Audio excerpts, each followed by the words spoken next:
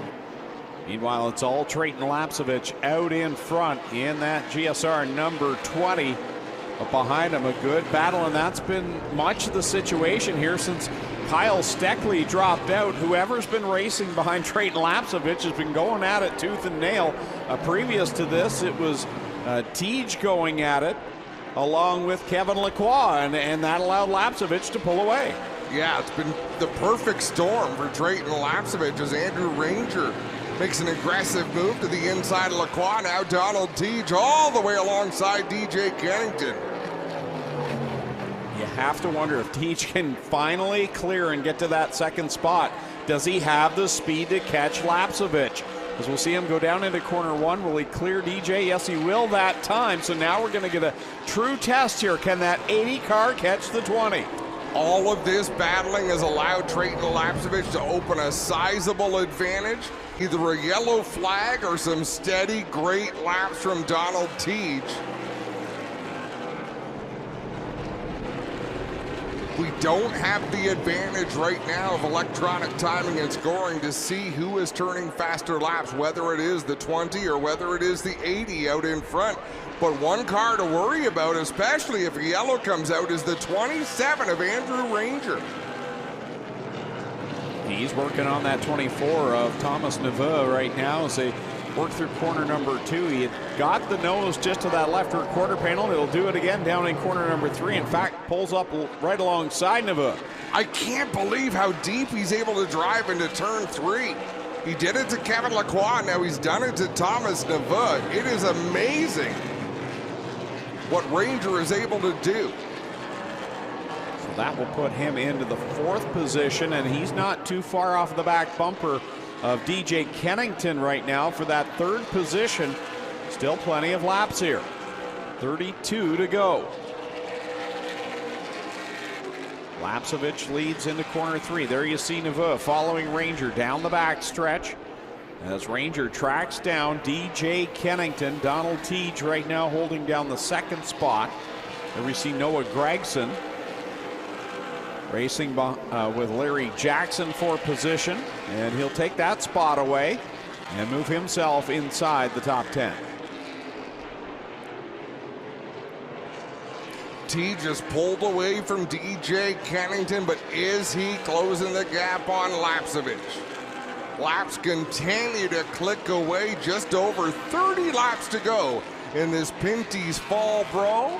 And I'll tell you what, if a yellow flag were to come out, this race would live up to his name, because I think the gloves would come off. Well, there's already some bad feelings brewing amongst a number of these drivers, and then you add the element of it's time to decide a winner of this race. Yeah, I think you're right. If we get down to a caution flag here anytime soon, it's going to be a brawl. JP Bergeron pressuring the 3 of Alex Gannett. He'll look to the inside in turn 4, but Gannett's car handling fairly well off the 4th turn. Let's see if he can make ground at 1 and 2. He's right up on the back bumper of that Assa Abloy number 3.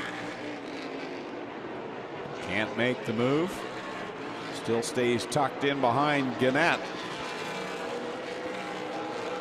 Meanwhile, in front of that is Kevin Lacroix, who's running a solid race, but has just never been able to get back up there. He was battling for that 2nd spot with Tej when they had the contact, and just never been able to get that car back up towards the front. Kind of stalled out right where he is. No, you're right on there, but right now the race leader, Trayton Lapcevich, in his own zip code. He's half a straightaway ahead of Donald Tej. He is quite a number of laps from having to deal with lap traffic. So he's got things just the way he wants them right now.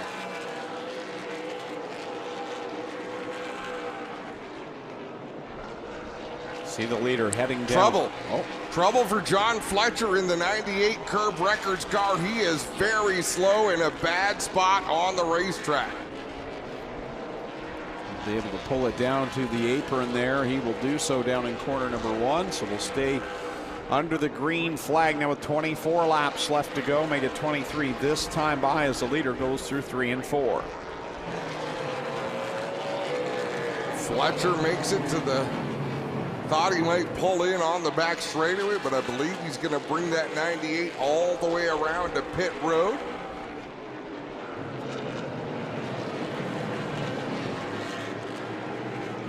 Back on the racetrack, still the best battle on the track, I think, is between the 3 of Alex Kinnett and the 1 of JP Bergeron. Bergeron keeping the pressure on the 3 machine. Battle for the 7th spot as we see Fletcher down there on pit road. The hood goes up on the Curb Records 98. Crew going to work here on the left bank. Not sure what's up with it, but we'll give you just a report in a second as soon as we find out more, guys. Noah Gregson, it's like watching a dirt racer out there. He is searching for a line in that 30 machine. He is entering the corner, letting the car run up the racetrack, and then cutting it down across the groove on corner exit. See if he does it again. This time he was a little bit higher than normal, but right around the bottom on corner exit of turn 4. No power here on the 98 of Fletcher, guys. No power under the hood. Might be the end of their day. Kevin Lacroix has caught the back end of the 24 of Thomas Neveu. They exit turn number 4. It's a battle for the 5th spot.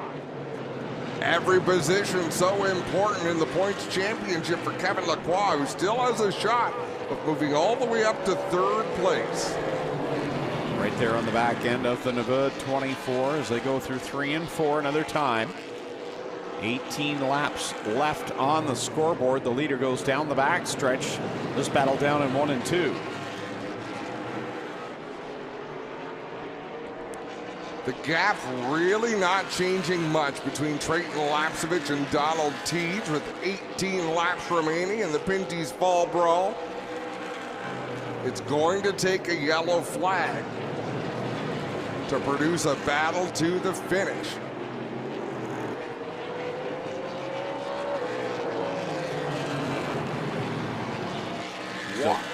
Go ahead. No, I was going to say, still watching this battle. Lacroix is really giving Neveu working over on that left rear, having to watch out that rear view mirror. Gannett's right behind Lacroix. Close racing, no contact that time by, but it's got to be tough lap after lap watching that Napa logo right there behind your spoiler. Thomas Neveu needs to hit his marks. He needs to focus out the windshield regardless of how much excitement is happening in that rear view mirror, as Kevin Lacroix right there off the back bumper of that 24 machine. Alex Kinnett in the 3. You know he's going to capitalize should something happen. Here goes Lacroix to the inside. Tries to get the run down into corner number 1. The lane is open. Lacroix is there. They'll skate up the banking and go down the back stretch. Lacroix noses ahead just a little bit into 3. Neveu doing a good job at the outside, though. Close quarters in turn number 4. They squeeze through that inside wall, and Thomas Neveu will maintain that position. I like what he did in corner number 4. Didn't give Lacroix much room there at the entrance of the pit lane there. He came awful close to the wall, and it gave Lacroix a handful coming off the corner, and he cleared it. Kevin Lacroix, though, able to pin that car to the inside of the racetrack, just can't quite carry enough speed. You know he won't give up, though. Kevin Lacroix right off the back bumper of the Neveu 24. Alex Kinnett close in behind the Lacroix 74. This time by for leader Trayton Lapsevich will be just 10 laps left to go in the Pinty's Fall Brawl. Things heating up right now from the 5th spot back. Lacroix again closes it on the back bumper of Neveu. This time Neveu trying to keep that car closer to the bottom of the track, but the car does not agree with him. He's trying to keep the car pinned to the inside, but the more he does that, the harder it gets to maintain his speed on corner exit. And they go back into 3. Lacroix right there. He's so good off of corner number 4. Can't get the run that time. Then down the front straightaway, Neveu defending the inside, but you can see that car is getting looser and looser every lap.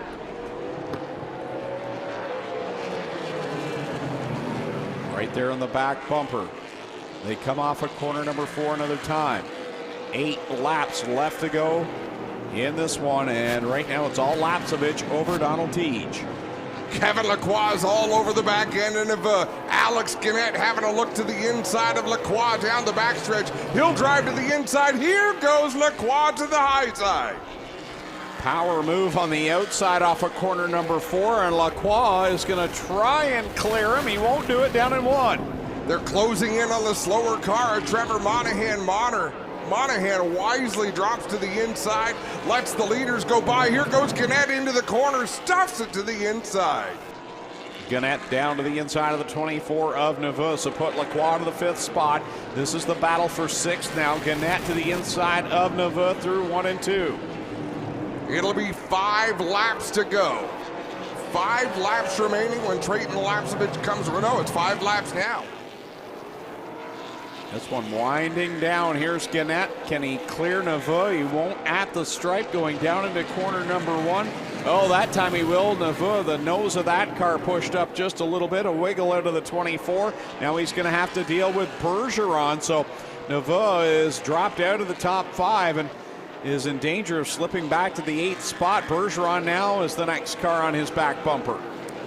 He can expect a clean run from his teammate, J.P. Bergeron.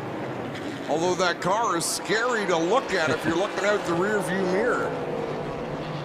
Just behind them, about a straightaway back, is race leader Trayton Lapsevich driving to the inside of LP Dumoulin to put the 47 car another lap down.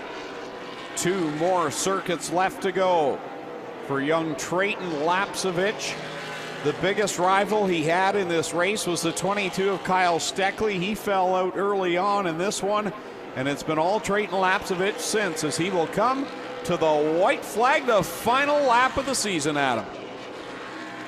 Down into turn number 1, Trayton Lapsevich has won 6 races out of 13 this year. If he can keep this car in a straight line for the rest of this lap, this will be win number 7. Trayton Lapsevich has won 50% of the races in 2023. Our champion is the race winner here at Delaware Speedway.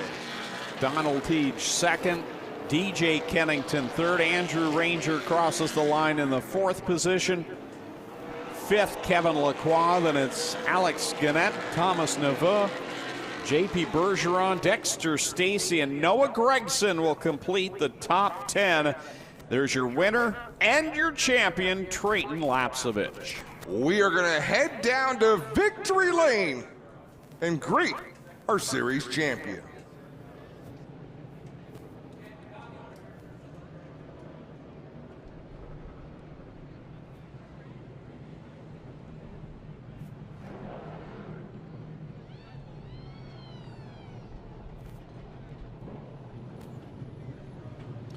We got Scott Steckley here. Scott, what does it mean?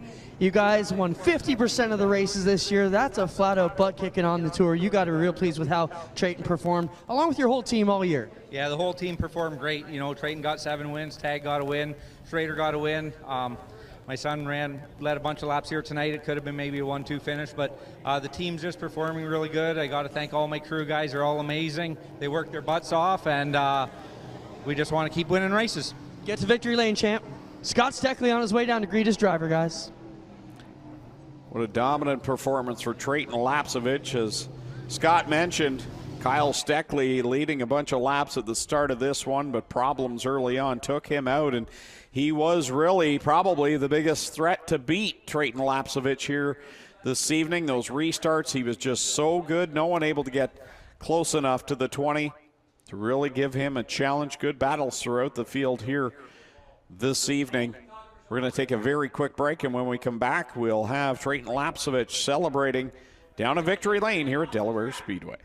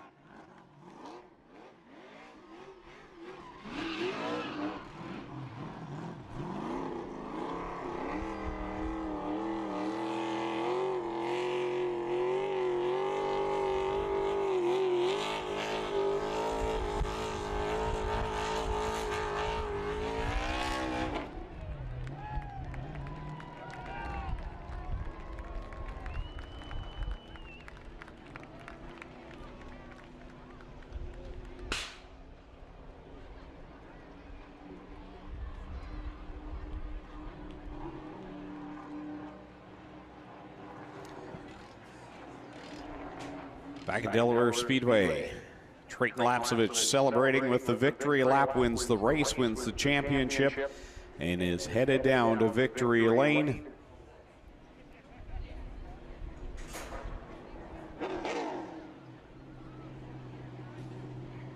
And we'll hear from the winner.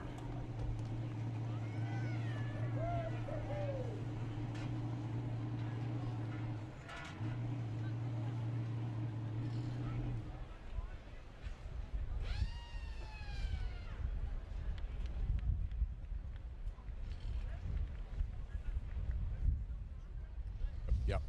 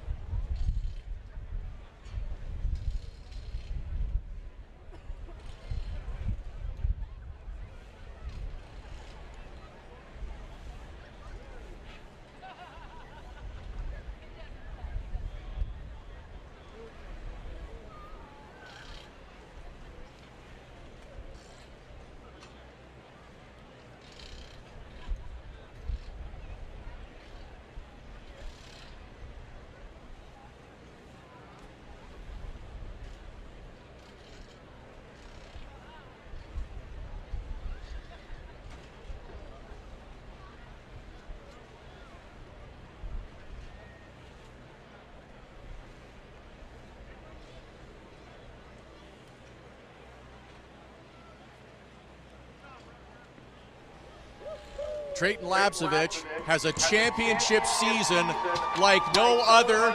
It is a celebration that this team will enjoy, a special day as he equals the series record for most wins. He sets new records for top 10 finishes, for laps led, and gets congratulations from his family. An emotional victory and championship for Trayton Lapsevich. He's going to take a second and congratulate and give a hug to every member of this race team that have worked so hard all season long to come away with this championship. You started the season off with a victory. You put an emphasis and an exclamation point on it today, and now you've had a minute to think about it. Tell me about what this means to you and this team. Man, it's been a hard week. My grandmother passed away on Friday, but when I said goodbye to her, I told her that I was going to win a championship for her, I was going to win a race for her, and that's what we did, you know. I wish she was here to see it, but I know she's riding along with us, so that's awesome. And, man, I got to make a huge thanks to all my sponsors here at FBM Delta Bingo, RGC Sports, GSR, D'Souza Railing, Leading Edge Earthworks, all these guys that came on board to help me finish this season. Man, I didn't know at the start of the year if we were going to have enough to make it to the end, and just a huge thanks to all these supporters for coming on board. Huge thanks to this whole 22 racing crew, man. These guys have done great all year long, and just can't thank them enough. Trayton Lapsevich is your 2023 NASCAR Pinty Series champion.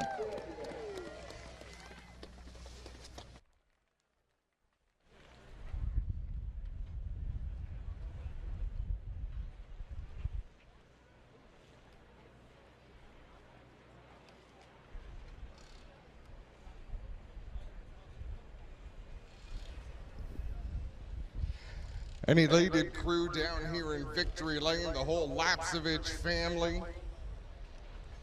Scott Steckley and race team all down here celebrating the second Lapsevich family member to win the NASCAR Pinty Series title. In fact, Trayton standing right beside his older brother Caden, who won this title in Pinty's first year as title sponsorship with the series.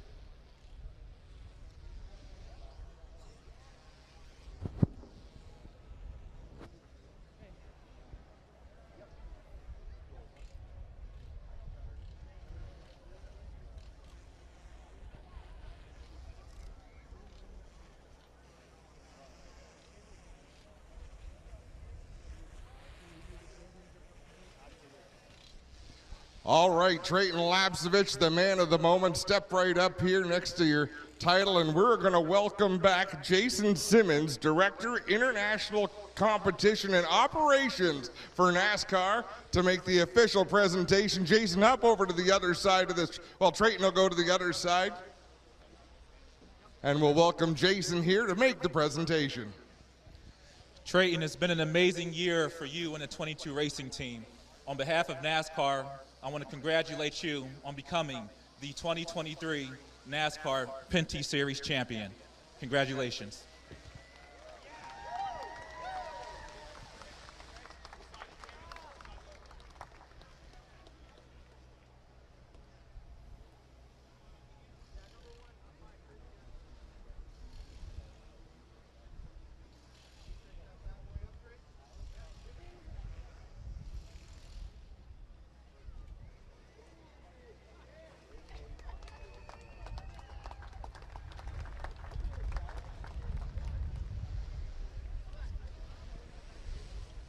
Trayton Lapcevich, your brother did it, now you've done it. In your victory speech, you talked about not knowing if you'd be able to complete the entire 2023 season. It's not that much different than what your brother Caden went through. He had a bit of support from Glenn Stiers when he did it. You had more support, but talk about not even knowing if you'd be able to run for a title, and then just the dominant season that you've had. It really just means a lot, you know, to have so many great people behind me. Like I said, GSR, D'Souza Railing, Leading Edge Earthworks, all those guys, they came on board to help us finish the season, and joined our longtime supporters, Delta Bingo, FBM, RGC Sports, Leland Industries, all these guys that make it happen. Just really can't thank them enough. And then, of course, the 22 Racing Team for giving me great cars every weekend. It was a storybook championship run. Doug Gonder, Series Director for the NASCAR Pinty Series, come on in here and get your photograph with him. A new champion with the NASCAR Pinty Series, a new director with the NASCAR Pinty Series in 2023. For those of you watching on the stream, thank you so much for joining with us on our journey here in 2023. We look forward to a safe off season and look even more forward to seeing you next year when the Pinty Series takes off once again. Joel?